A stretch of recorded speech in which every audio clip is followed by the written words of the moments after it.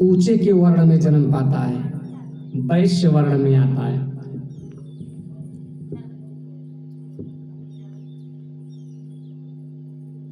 वैश्य वर्ण में जन्म पाता है और वैश्य वर्ण जब अपने वैश्य धर्म का पालन करता है तो क्षत्रिय वर्ण में आता है, और क्षत्रिय वर्ण में जन्म पा करके जब वह छात्र धर्म का, क्षत्रिय धर्म का पालन करता है तो विप्र वर्ण में जन्म पाता है। और विप्र वर्ण में भी अपने विप्रत्व पर, ब्राह्मणत्व पर यदि वह स्थिर है, धर्म का पालन कर रहा है, तो आगे चल के अग्निहोत्री ब्राह्मण होगा,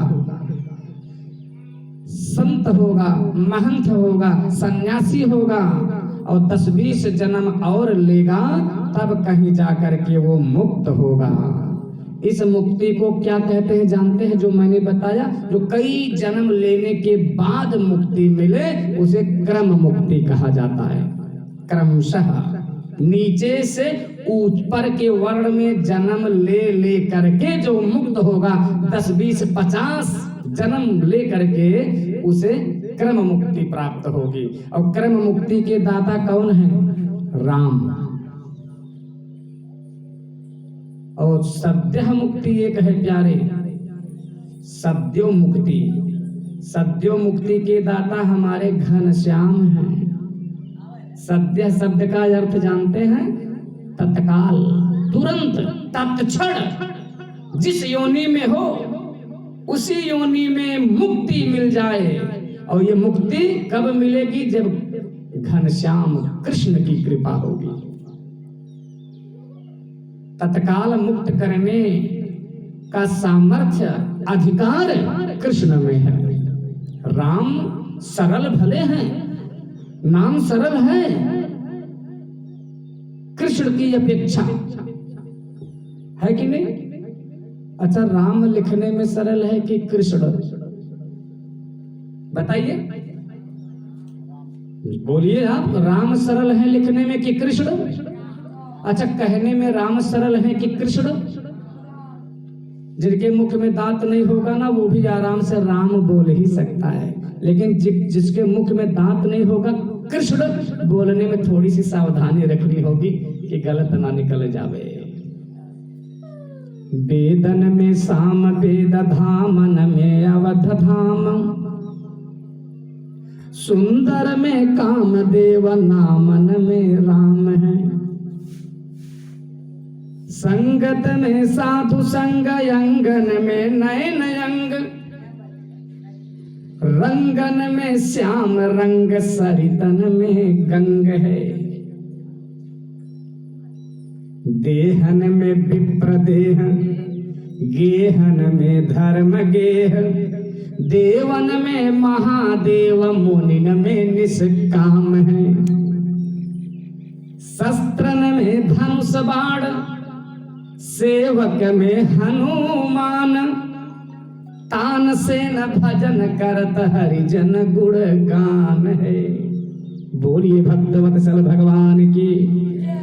तो वेदन में साम वेद, गीता में भगवान ने कहा कि मैं वेदों में साम वेद हूं, ऋतुओं में बसंत ऋतु हूं, और पितरों में आर्यमा नामक पितर हूं, और अक्षरों में अक्षरमय हूं। अकारः वासुदेवः स्यात्, अक्षराणाम मकारोस्मि, अक्षरों में अक्षर अस्मि माने मैं हूं अर्जुन। तो वेदों में साम वेद और नामन में राम। राम बड़े सरल हैं। अच्छा, जब छात्रों को शिक्षक लोग, अध्यापक लोग पढ़ाते हैं तो पहले सरल अक्षर लिखना पढ़ना सिखाते हैं ना। पनघट, नरगट, कटहल, ये सरल अक्षर है। आगे चल करके संयुक्ताक्षर बताते हैं। तो राम लिखने में सरल है, कहने में सरल है, उनका स्वभाव बड़ा कठिन है, नियम बड़ा कठिन है प्यारे, कानून बड़ा कठिन है राम जी का। वो नाम सरल है, लिखना कहना, लेकिन कानून बड़ा कठिन है। वो जीव को ना जल्दी मुक्ति नहीं देते हैं, क्रमशः मुक्ति देते हैं, क्रम मुक्ति के दाता हैं। चींटी बनाएंगे, बंदर बनाएंगे, हाथी बनाएंगे, लकड़बग्घा बनाएंगे, मृग बनाएंगे, चींटी बनाएंगे, चूहा बनाएंगे, कुत्ता बनाएंगे, शेर बनाएंगे, फिर मनुष्यों में भी निम्न वर्ण में जन्म देंगे, फिर उसके बाद वाले वर्ण में, फिर तीसरे वर्ण में, चौथे वर्ण में, इस तरह से 10-20 जन्म और लेंगे तब मुक्ति प्राप्त होगी। ये क्रम मुक्ति कहा गया है। लेकिन सद्य मुक्ति के दाता कृष्ण हैं, और कृष्ण का नाम कहना कठिन है, लिखना कठिन है, लेकिन कानून उनका जो है ना बड़ा सरल है। स्वभाव के बड़े अच्छे हैं, अपने भक्तों के दुख को देख नहीं पाते हैं। न जाने कौन से गुड़, न जाने कौन से, हाँ बोलो ना, बोलो, न जाने कौन से गुड़ पे दयानिधि रीझ जाते हैं। राष्ट्रपति को अगर अपराधी का गुड़ पसंद आ गया ना तो सारी सजा माफ करवा सकता है, फांसी की सजा तक माफ करवा सकता है, बस गुड़ पसंद आना चाहिए राष्ट्रपति को। तो कृष्ण को अगर जीवों का, भक्तों का गुड़ पसंद आ गया ना तो चींटी की योनि में भी है ना तो 2, 4, 20, 50 योनियों में जन्म नहीं देगा कृष्ण, उसी योनि से मुक्ति प्रदान कर देगा। इसे कहते हैं सद्यो मुक्ति। सद्य माने होता है तुरंत, तत्काल। बोलिए भक्तवत्सल भगवान की। वृंदावन में एक संत रहते थे, एक बिल्ली एक चूहे को खाने के लिए दौड़ाती है। चूहा दौड़ के महात्मा जी के पास आई, बोले महात्मा जी मुझे बचाओ। बोले क्या हुआ? बोले बिल्ली से मुझे खतरा है। बोले तो? चूहा कहता मुझे भी बिल्ली बना दो।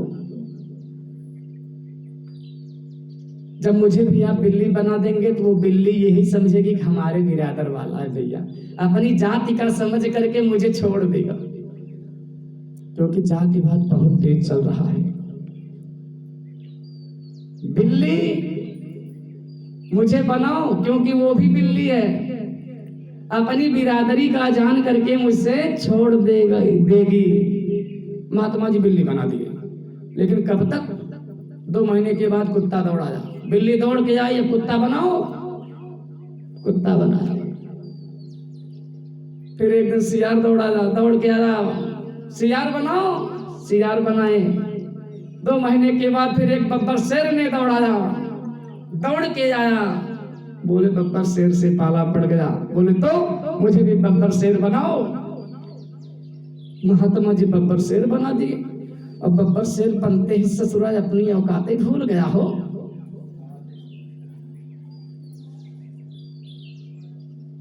महात्मा जी पर ही झपटा।